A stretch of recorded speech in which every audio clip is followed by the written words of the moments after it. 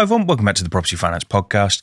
And today I want to talk about the funding triangle. So I was recently talking to a client about this and we were discussing kind of what points you need to hit in order to achieve finance. This is talking predominantly around mainly development finance, but this can kind of be relevant to bridging, buy-to-lets, etc. So if you imagine you've got a triangle and the 3 points on that triangle are experience, assets, and money. So on this triangle, realistically, if you're a first-time developer, you're going to hit 1 or 2 points. Maybe if you're an experienced developer, you're probably going to hit all 3 points.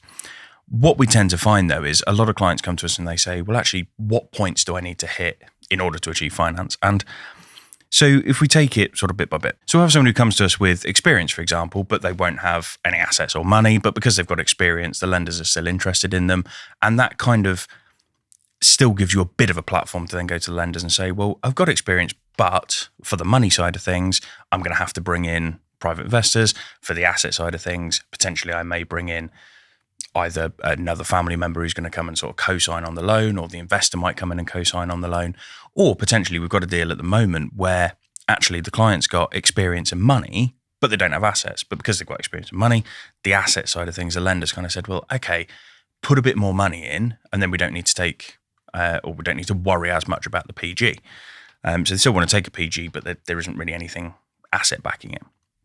So what we then find is, so that's kind of the experience bit. Then we might have someone who comes to us and they'll say, right, I've got money, but I've got no assets and no experience. Okay, well, fine. Because you've got money, that then means that we can then use that to obviously go and find the assets, and lenders are still kind of quite happy about that.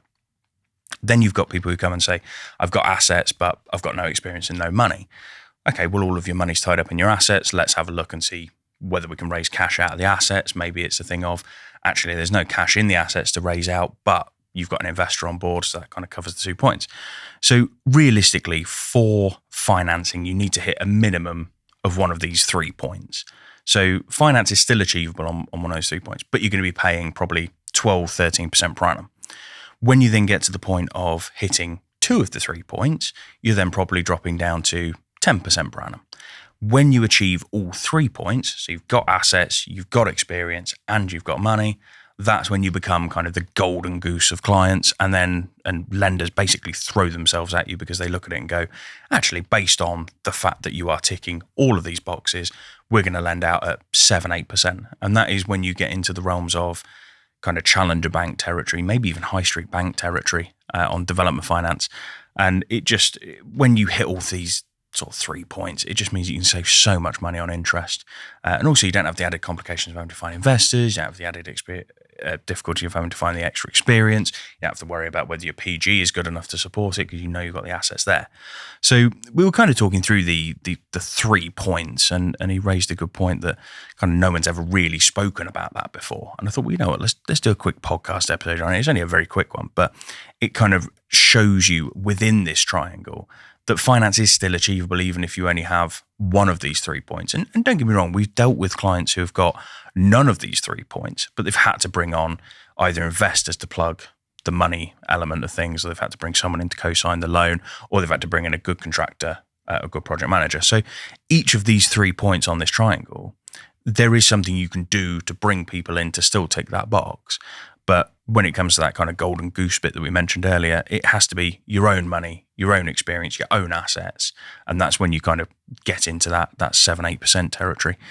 So if you're bringing people in to tick those 3 boxes, then obviously lenders are still a little bit nervous of that. And that's why you still then fall into kind of that 10 to 12% bracket. So as well as talking about the funding triangle of kind of experience, assets and money, we can also talk about the funding triangle of equity, senior debt and mezzanine finance. So when we get into development finance, they're kind of the 3 tiers of finance that you're looking at. So obviously senior debt, we've done no end of episodes about kind of how senior debt works, and that's kind of your first charge development finance. So they come in on a first charge, they lend you up to sort of 65% loan to GDV, so loan to gross development value, and loan you up to maybe 80, 90% loan to cost. So that comes in as your first charge. And it depends on kind of what you want to take as to how many of these points of the triangle you hit. But everyone on development finance is going to take that first point. So it's always senior debt that comes in first.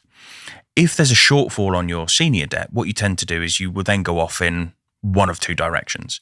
And it may be that you use all 3, but you tend to go off in one or the other first. So you potentially may go down the route of second charge mezzanine debt. So what will happen is there'll be a mezzanine lender that comes in, they will lend on a second charge basis behind the senior debt first charge, and they will lend up to 70-75% loan to GDV, and again up to kind of 90% loan to cost.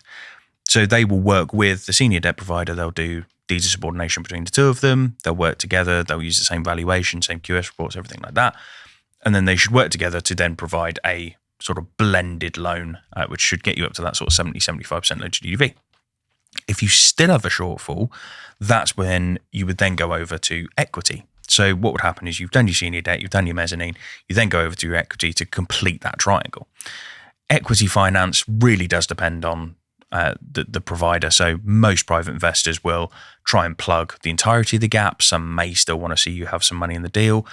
The only problem you've got with equity is obviously within this triangle is if you've given first charge to the senior debt lender, you've given second charge to the mezzanine lender, you've then potentially got to give third charge to the equity investor. They may not be happy with that. So the reason why I said earlier about going off in two tangents or two different directions is because what you might find is you might find an equity investor who's willing to put in all of the equity that you need, but they want second charge. So what they'll do is rather than the mezzanine coming in, they'll take over from the mezzanine, they'll put all of the equity in and essentially bring you up to where you need to be for the project. So that's kind of the second triangle, if you like. So you've got that first triangle of experience, assets, and money. That's the sort of the 3 points you need to hit in order to even get in front of lenders. And then you've got your funding triangle of senior debt, mezzanine, and equity finance, which is kind of once you get into the finance, that's how you would structure it. And some people talk about the capital stack as well. So again, very similar, other than it being a triangle, it then becomes a capital stack.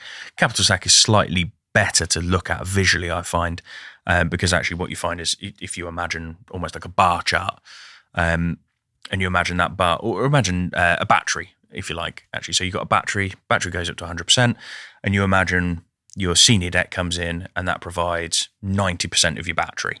And then what you find is to get that last 10%, are you going to put your own cash in to fund that 10%? Are you going to bring in an equity partner to fund that 10%? And what you find is you're essentially trying to charge that battery up to 100%.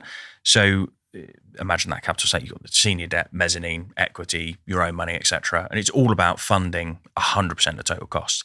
And that's kind of a nice little visual, I think, is imagining it as a battery and imagining, right, okay, I've got to get this to 100% charge.